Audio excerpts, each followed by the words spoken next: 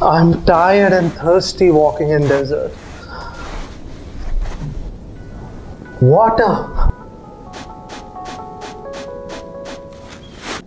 Where is it? Oh, I think it was a mirage. Do you know what is mirage? I'm going to tell you on one condition. If you're going to give me water. Thank you.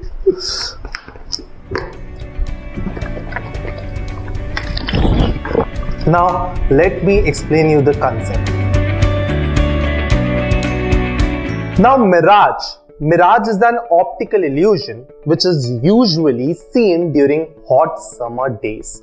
Now, why exactly mirage is seen or why this optical illusion takes place, let us understand. Now, during hot summer days, if you are going to see the temperature near the surface is much more greater as compared to temperature above. As the temperature of air at the surface is greater as compared to the temperature of air above, means here we have a denser medium and here we have a rarer medium. Now, due to this difference in temperature, mirage takes place. Now, normally what happens is when I see an object, there are different layers of air. Now, these layers of air are at different temperature. Now, when sunlight comes and strikes the object, that is our tree, then it gets reflected. After getting reflected, it enters into the first layer where it is traveling from your denser medium to the rarer medium and it suffers refraction. Again, due to different temperature and different density of air at different position, it suffers continuous refraction.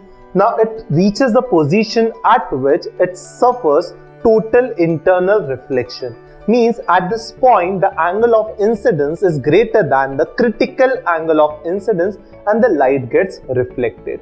This reflected light comes into our eye and our eye traces a straight line path. After tracing a straight line path, what we see an image there. As image is seen there, what we actually feel is the object is placed there. Now, normally mirage happens due to this total internal reflection of clouds. So what we see reflection of cloud and that appears as water. That is the reason during hot summer days, we see water bodies that are nothing but optical illusion called as mirage.